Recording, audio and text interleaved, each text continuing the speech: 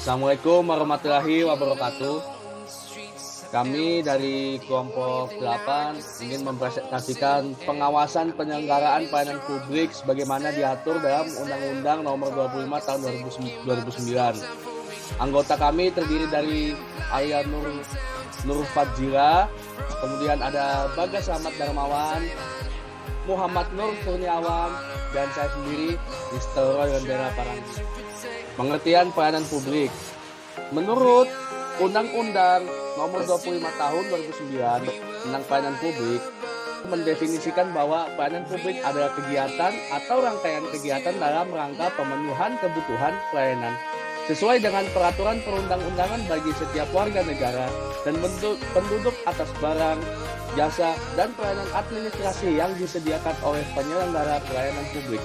Sumaryadi membagi dua jenis pelayanan publik terhadap masyarakat secara operasional, yaitu pertama, pelayanan publik yang diberikan demi keperluan masyarakat umum yang meliputi penyediaan sarana dan prasarana transportasi, penyediaan pusat-pusat kesehatan, pembangunan lembaga-lembaga pendidikan, pemeliharaan keamanan, dan lain sebagainya. Kedua, pelayanan publik yang diberikan secara orang perseorangan yang meliputi kartu penduduk dan surat-surat lainnya. Konsepsi pelayanan publik. Menurut UU Nomor 25 Tahun 2009, konsepsi pelayanan publik berisi nilai, persepsi, dan acuan perilaku yang mampu mewujudkan hak asasi manusia bagaimana diamanatkan Undang-Undang Dasar Negara Republik Indonesia tahun 1945. Dapat diterapkan sehingga masyarakat memperoleh pelayanan sesuai dengan harapan dan cita-cita tujuan nasional. Dengan mempertimbangkan hal di atas, diperlukan undang-undang tentang pelayanan publik. Undang-undang ini diharapkan dapat memberi kejelasan dan pengaturan mengenai pelayanan publik antara lain meliputi yaitu A. Pengertian dan batasan penyelenggaraan pelayanan publik. B. Asas tujuan dan ruang lingkup penyelenggaraan pelayanan publik. C. Pembinaan dan penataan pelayanan publik. D.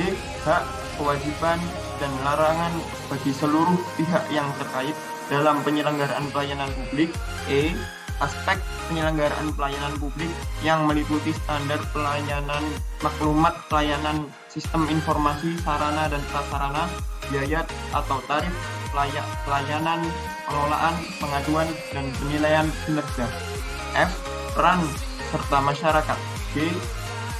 Penyelesaian pengaduan dalam penyelenggaraan pelayanan, dan H adalah sanksi. Pelaksanaan dan tata cara pelayanan publik. Dalam pelaksanaan dan tata pelayanan publik akan dan berjalan sesuai dengan peraturan yang berlaku. Adapun yang menjadi prinsip-prinsip dalam pelayanan publik adalah sebagai berikut, yaitu pertama, kesederhanaan. Pelayanan publik dapat dikatakan pelayanan prima apabila dalam pelaksanaannya tidak menyulitkan.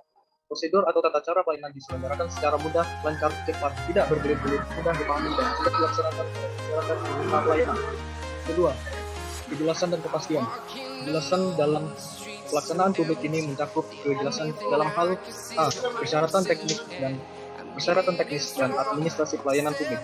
B. Prosedur dan tata cara pelayanan publik.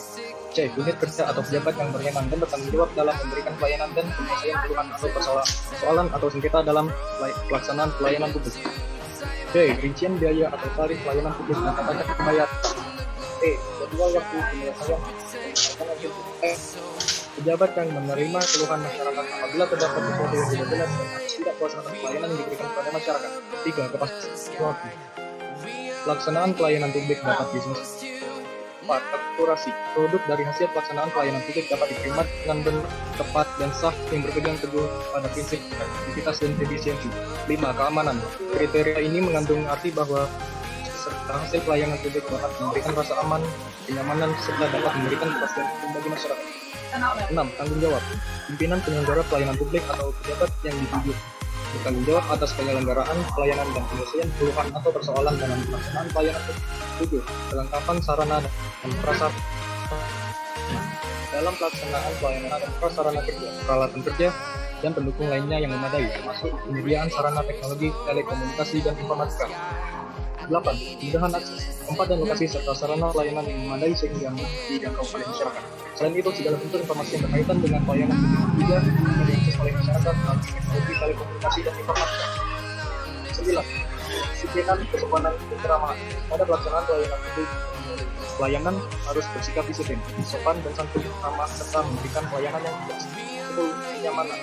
Lingkungan tempat pelaksanaan pelayanan publik harus tertib. Tersedianya ruang tunggu yang nyaman, bersih, rapi, lingkungan yang indah, serta dilengkapi dengan fasilitas pendukung pelayanan seperti area parkir, toilet, sarana, dan lain-lain.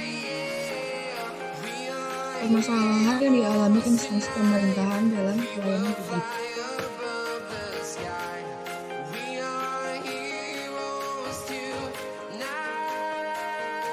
Permasalahan utamanya pelayanan publik berkaitan dengan peningkatan kualitas pelayanan. Pelayanan yang berkualitas sangat tergantung pada berbagai aspek, yaitu bagaimana tata pelaksanaannya, dengan sumber daya manusia dan organisasinya. Dilihat dari penyelenggaraannya, pelayanan publik masih memiliki beberapa kelemahan, yaitu A. Kurangnya respon. Kondisi ini terjadi hampir semua tingkatan unsur pelayanan publik, mulai pada tingkat tugas pelayanan sampai dengan tingkat ketua dari instansi atau organisasi. Respon terhadap berbagai keluhan, aspirasi maupun harapan masyarakat seringkali lambat atau bahkan diabaikan.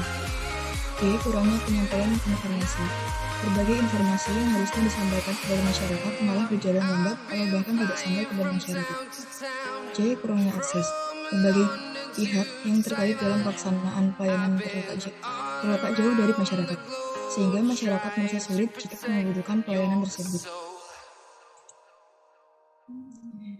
D. Kurangnya koordinasi. Berbagai pihak pelaksanaan pelayanan yang terkait satu dengan lainnya dirasa kurang dalam berkoordinasi.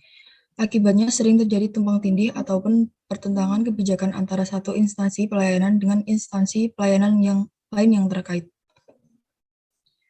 Rendahnya kualitas birokrasi. Pelayanan pada umumnya dilakukan dengan melalui proses yang terdiri dari berbagai level, sehingga menyebabkan penyelesaian pelayanan yang terlalu lama. Dalam kaitan dengan penyelesaian masalah pelayanan, kemungkinan staf pelayanan untuk dapat menyelesaikan masalah sangat kecil. Dalam pihak kemungkinan masyarakat untuk bertemu dengan penanggung jawab pelayanan. Dalam rangka menyelesaikan masalah yang terjadi ketika pelayanan diberikan juga sulit. Akibatnya berbagai masalah pelayanan memerlukan waktu yang lama untuk diselesaikan. F. Kurang mau mendengarkan aspirasi masyarakat. Pada umumnya, aparat pelayanan kurang memiliki kemauan untuk mendengar aspirasi masyarakat. Akibatnya pelayanan dilaksanakan dengan apa adanya, tanpa ada perbaikan dari waktu ke waktu. K. Kurangnya efisiensi. Berbagai persyaratan yang diperlukan, khususnya dalam pelayanan perizinan, seringkali tidak relevan dengan pelayanan yang diberikan. H. Dilihat dari sisi sumber daya manusianya. Kelemahan utamanya adalah berkaitan dengan profesionalisme, kompetisi, dan etika. I. Dilihat dari sisi kelembagaan. Kelemahan utama terletak pada desain organisasi yang tidak dirancang khusus dalam rangka pemberian pelayanan pada masyarakat, dengan adanya peraturan yang membuat pelayanan menjadi berbelit-belit atau birokratis, dan tidak terkoordinasi. Kecenderungan untuk melaksanakan rangkap jabatan, fungsi pengaturan, dan fungsi penyelenggaraan masih sangat kental dilakukan oleh pemerintah, yang juga menyebabkan pelayanan publik tidak efisien.